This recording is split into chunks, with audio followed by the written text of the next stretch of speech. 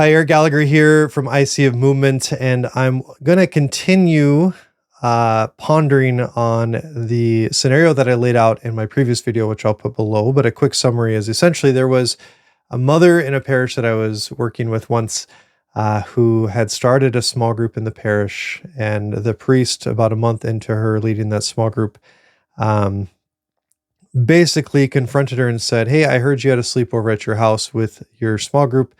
And the mom said, "Yes, we always have sleepovers." And the priest said, "You can't do that. Now that this is a formal ministry in the parish, and now that you are formally connected to each other through this ministry in the parish, all of the safe environment things kick in."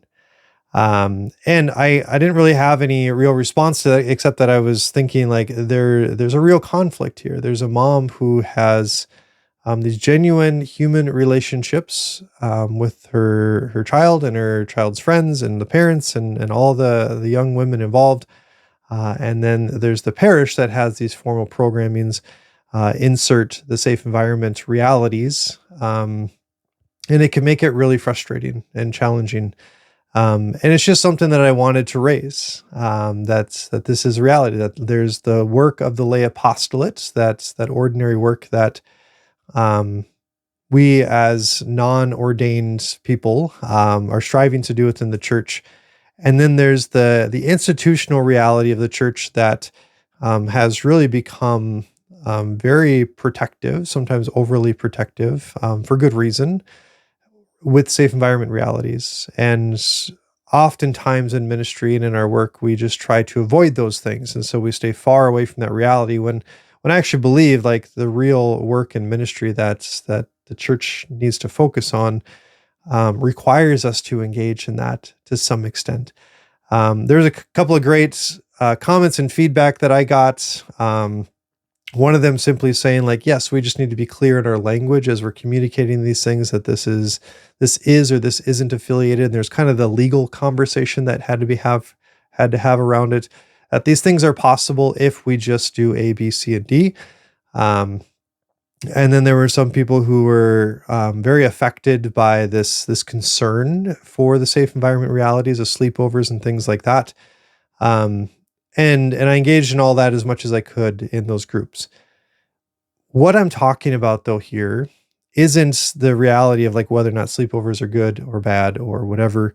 What I'm proposing and what I'm seeing, not just in this one example, I could have several other examples, is I'm going to propose an idea for a parish program that really like addresses and meets in the middle of these things, and perhaps is a solution to some of these dynamics and frustrations that are happening in the church, right? Because the struggle of intermingling institutional kind of like programming and ministry and things like that versus like the human reality of ministry is very real, right? It's hard to have real conversations about real life things when we're afraid of the liability that comes with that.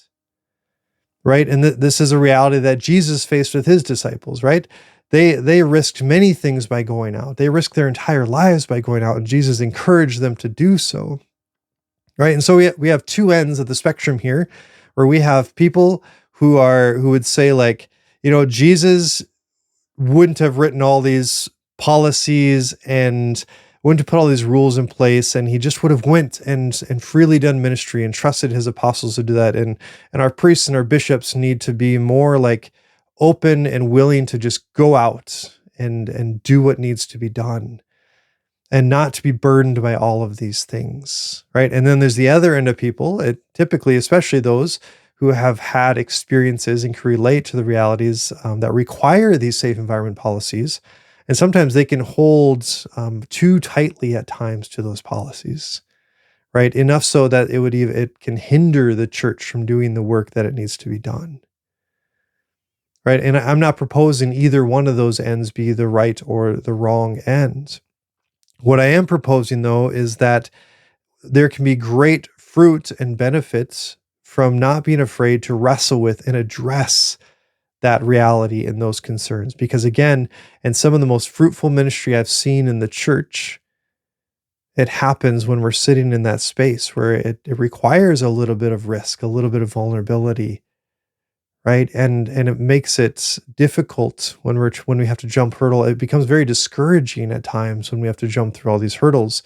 And this is, if we're blunt, this is why we can see like really effective ministry through things like Focus, that are young adult campus ministry programs, because once we get past the minors, and we're able to do ministry kind of more freely, just relationally, because these are no longer people who are under the age of 18, then we can see the fruitfulness, right? But I've grown up and have served in the world of youth ministry for many years, um, and I refuse to believe that there just has to be this like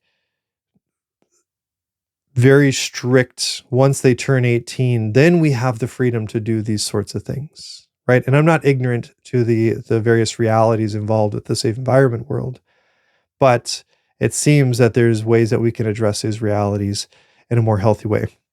So my proposal, all that to say, my proposal is that the parish have a greater emphasis on pastoral ministry in general, focused on developing a spiritual multiplication program, right? And this is not much different than what Focus might do at a university, right? Forming people to go and to make disciples, to invest in other people, to be in relationship with other people. People really in a parish setting, anyone who begins to engage in the life of a disciple seriously should be invited to participate in the spiritual multiplication program at some point, right? Once they have started like showing the fruits of being and growing as a disciple of Jesus, then they should begin considering how they're going to engage in the work and join the team, in a sense, in the work of evangelization, right? And it's a both and. They need to engage in their own growth and their own development, but also alongside of that, they need to begin to take ownership over the life that Jesus has called them to live. So, and I've done this, not in a parish setting yet, but I have done this through a missionary program that I led, where legitimately people would come forward, they would apply to be a part of this program, they'd be accepted to be missionaries within this program, and we would train them to go and build relationships with other people while we were training them to grow in their own prayer life and their own life of discernment and their own life of virtue, all of those things. Right? While they were growing all those things, we're also training them in the work of evangelization. And we train them to go and to meet people and to invite them into a relationship with Jesus. Right? In a parish setting, what does that look like? Or in the setting of this mom who is wanting to bring the life of Christ into the lives of their children. Right? What if the pastor took that mother under their wing, and instead of trying to like take control of that group and the life and the community that was already kind of there before the parish kind of got its hands involved, and instead formed this mother in the apostolic work that she was doing outside of the parish programming. And perhaps the program was that this mother became a participant in the program, and they're training her and forming her, and she would come and she would share with them the people that she's engaging with and how they're growing in their life, and they would continue to feed her and help her like get the tools that she needs to be able to do this well. So I'm going to give you 3 quick thoughts as I lead into this, because there's going to have to be another video for me to continue to flesh this out, because these, again, are ongoing ponderings and reflections that I have on this. Typically, for the first thing, typically parishes have one person who is responsible for all things, right? Now, this is coming from a guy who, I'm in South Dakota, our parishes are relatively small, but typically there's one person, and that person is the religious education director. And I would say in many cases that's okay, right? If one of the goals, or one of the priorities of the parish is to develop a good catechetical program, that would be great, right? But what it's not doing a lot of times is doing this work of spiritual multiplication, right? And if that one person is going to be doing that job of developing the religious education program, then perhaps the pastor or a deacon or someone else needs to manage this multiplication effort within the parish, right? This more broadly scoped work of evangelization. Or perhaps catechesis and religious formation can come in different ways, especially with the use of technology and the availability of resources and all those kinds of things, or even just in the breakdown of how it's done in a parish, where it could be done in a smaller, in a micro setting, for example. And then the person you hire could be responsible for this work of forming the leaders who go and make disciples.